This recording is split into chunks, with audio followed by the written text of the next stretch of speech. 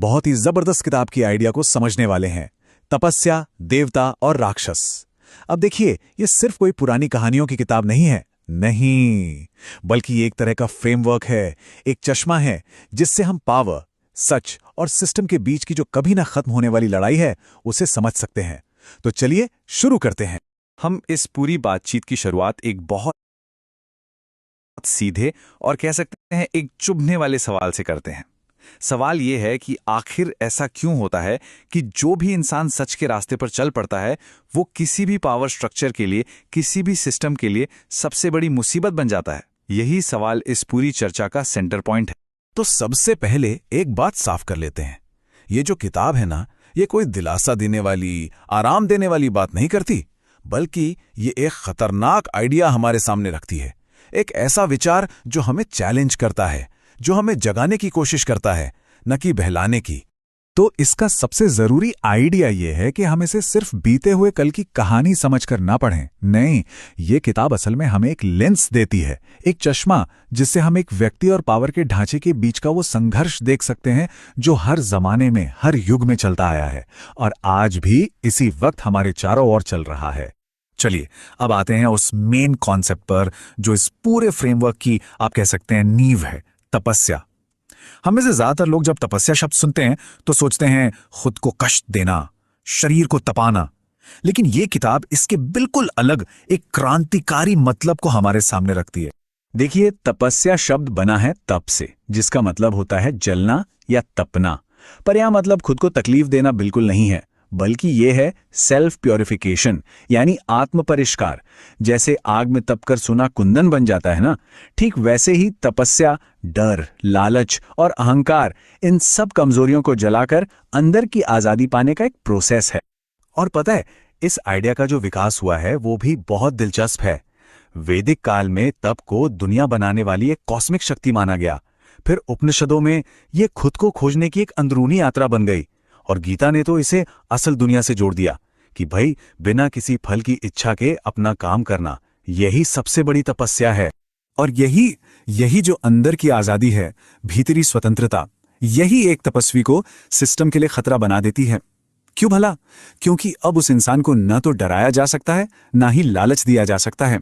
वो तो उस खेल से ही बाहर निकल गया है जिसका इस्तेमाल पावर हमेशा करती है। तो जब कोई इंसान इस तरह से पावरफुल और आजाद हो जाता है तो जो पावर स्ट्रक्चर हैं वो बेचैन हो उठते हैं। किताब के हिसाब से इस तपस्वी की शक्ति को तोड़ने के लिए पावर के दो चेहरे सामने आते हैं, एक है देवता का और दूसरा राक्षस का। ये स्लाइड दोनों के फर्क को बहुत अच्छे से समझाती है। एक तरफ है देवता, ये सिंबल है सिस्टम का, इंस्टीट्यूशंस का, स्टेटस को का। इन्हें डर किस बात का है? अपनी कुर्सी, अपना कंट्रोल खोने का। तो इनका हथियार क्या है? लालच। ये इनाम देंगे, पद देंगे, पहचान देंगे ताकि विरोधी को अपने में ही मिला लें। और दूसरी तरफ है राक्षस, ये सीधी सीधी हिंसा और ताकत के प्रतीक हैं।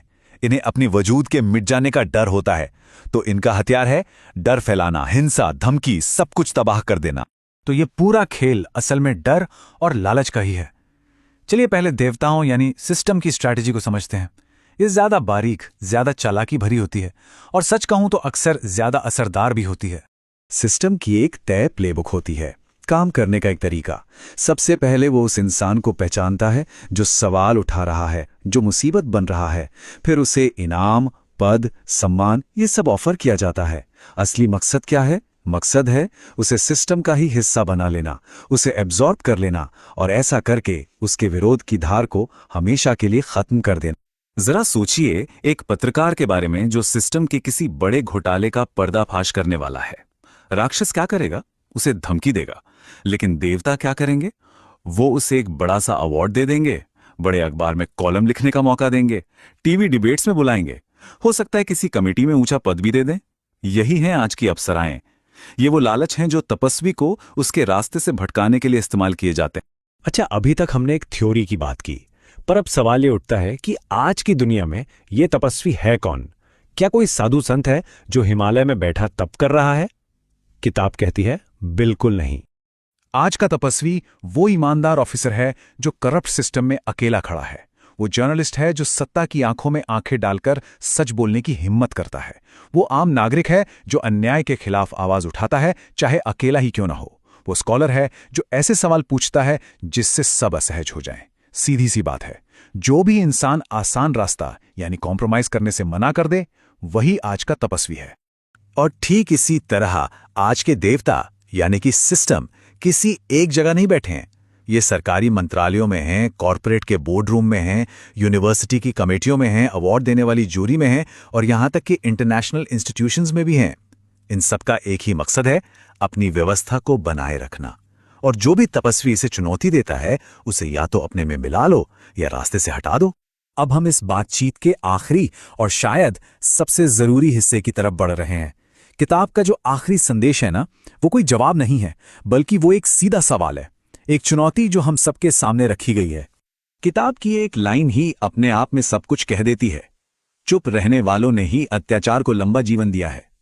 ये बहुत बड़ी जिम्मेदारी की बात है जो हमें ये सोचने पर मजबूर करती है कि हमारी खामोशी की कीमत क्या है। इस किताब का मकसद हमें कोई बना बनाया जवाब देना है ही नहीं। ये तो हमें एक चौराहे पर लाकर खड़ा कर देती है, जहां से रास्ता हमें खुद चुनना है। ये हमें सोचने के लिए, अपने अंदर झांकने के लिए मजबूर करती है। तो आखिर में असली सवाल ये नहीं है कि देवता कौन है और राक्षस कौन है। असली सवाल तो ये है, हम कहाँ खड़े हैं। क्या हम सिस्टम के साथ हैं, हिंसा के साथ हैं, या फिर उस अकेले तपस्वी के साथ हैं जो सच के लिए लड़ रहा है। इसका जवाब हम सभी को अपने अंदर ही खोजना होगा।